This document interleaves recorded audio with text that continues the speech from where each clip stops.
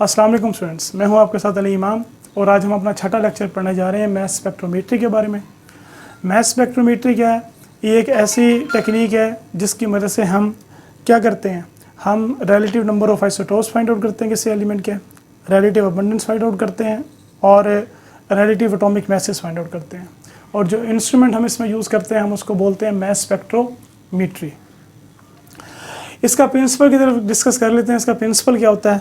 हमारा सब्सटेंस पहले वोलेटिलाइज होता है, substance is first volatilize then ionize with the help of beam of electron.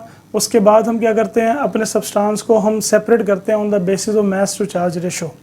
हमारे पास एक पीक्स बनती हैं और जो इसे हम मास स्पेक्ट्रम कहते हैं। मास स्पेक्ट्रम होता क्या है? ये एक ग्राफ होता है जिसमें हम मास टू चार्ज रेशो को लेते हैं एक्स एक्सिस पे और रिलेटिव नंबर ऑफ आयन को वाई एक्सिस पे लेते हैं। मास स्पेक्ट्रोमीटर की 3 टाइप्स हैं, ऑस्टन, डेम्स्टन और मॉडर्न। ऑस्टन स्पेक्ट्रोमीटर जो है सबसे पहले था जिसमें हम ऐसे सब्सटेंसेस के लिए था जो कि गैसियस फॉर्म में थे। उसके बाद डेम्स्टर था। डेम्स्टर जो था वो ऐसे सब्सटेंसेस के लिए था जो सॉलिड स्टेट में थे, यानी डेम्स्टर को हम गैसियस और लिक्विड दोनों के लिए यूज़ कर सकते हैं। और मॉडर्न स्पेक्ट्रोग्राफ जो है इसमें सिर्फ कंपोनेंट्स का फ़र्क है। हम डेम्स्टर के कंपोनेंट की बात करें, स्पेक्ट्रोमीटर के जो कंपोनेंट हैं वो कौन कौन से हैं? Number 1 volatilization chamber, ionization chamber, accelerator यानी इलेक्ट्रिक फील्ड, फिर मैग्नेटिक फील्ड, फिर आयन कलेक्टर। ये 5 हो गए। और जो मॉडर्न स्पेक्ट्रोग्राफ है उसके अंदर हम क्या करते हैं, एम्पलीफायर भी होता है और रिकॉर्डर भी होता है। मैथ स्पेक्ट्रोमीटर का बेसिक प्रिंसिपल समझने से पहले आप ये डायग्राम देखें। इस डायग्राम में आपको एक स्लोपी प्लेन दिखाई गई है जिसके अंदर डिफरेंट बॉल्स जो हैं वो एक ढलवान पे से गिराए गए हैं और एक मैग्नेट रखा हुआ है साइड पे।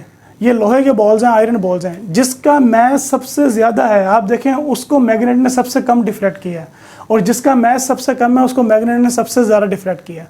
अब आइसोटोप्स क्या होते हैं? आइसोटोप्स के भी मैसेज डिफरेंट होते हैं। अब जिसका मैस सबसे ज़्यादा होगा उसकी मैस टू चार्ज रेशो सबसे कम होगी तो उसकी डिफ्लेक्शन सबसे कम होगी, और जिसका मैस सबसे कम होगा उसकी मैस टू चार्ज रेशो सबसे ज़्यादा होगी तो उसकी डिफ्लेक्शन सबसे ज़्यादा होगी। आइए हम इसकी वर्किंग की तरफ चलते हैं, कैसे वर्क करता है। सबसे पहले हम क्या करते हैं, अपने सब्सटेंस को इनलेट करते हैं और हमारा सब्सटेंस क्या होता है, वोलेटिलाइजेशन चैम्बर में जाके वोलेटिलाइज होता है। वोलेटिलाइज का माने वेपराइज होता है, आप इसको वेपराइजेशन चैम्बर भी कह सकते हैं। और हमारा जो प्रेशर होता है वो 10⁻⁻7 से 10⁻⁻4 तक होता है। अच्छा, इसके बाद वोलेटिलाइजेशन चैम्बर में वोलेटिलाइज होने के बाद हमारे पास आयनाइजेशन चैम्बर होता है। आयनाइजेशन चैम्बर में जो ये एटम्स ऑफ एलिमेंट होते हैं इनको high energy beam of electron की मदद से हम क्या करते हैं, आयनाइज करते हैं। आयनाइज करने के बाद हमने क्या करना है, देखिए हमने जिस तरह वो बॉल्स, जिस तरह मैंने आपको शुरू में एक डायग्राम दिखाई समझाने के लिए, जिस तरह हमने बॉल्स को स्लोप पे से गिराना है, इसी तरह हमने इन आयंस को भी क्या करना है, एक्सेलरेट करवाना है। और एक्सेलरेट करवाने के लिए हम क्या करते हैं, इलेक्ट्रिक फील्ड अप्लाई करते हैं। हम नेगेटिव ग्रिड लगा देते हैं। नेगेटिव ग्रिड क्या करती है, पॉजिटिव आयन को अपनी तरफ अट्रैक्ट करती है, एक्सेलरेट करती है।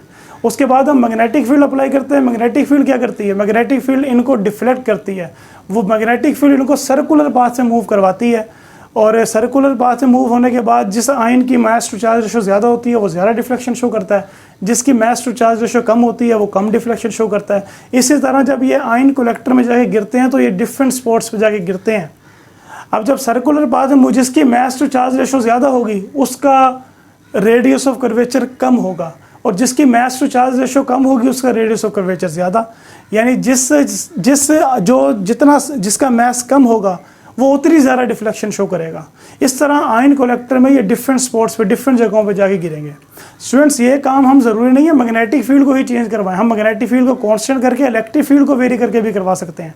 जब हम इलेक्ट्रिक फील्ड को वेरिएबल कर देंगे और मैग्नेटिक फील्ड को कांस्टेंट करेंगे तो होगा क्या, तो होगा ये कि जो केटाइन होगा उसकी डिफ्लेक्शन कम होगी। इलेक्ट्रिक फील्ड को जब हम वेरी करेंगे तो केटाइन कम डिफ्लेक्शन शो करेगा तो रेडियस ऑफ कर्वेचर जो होगा वो बड़ा हो जाएगा।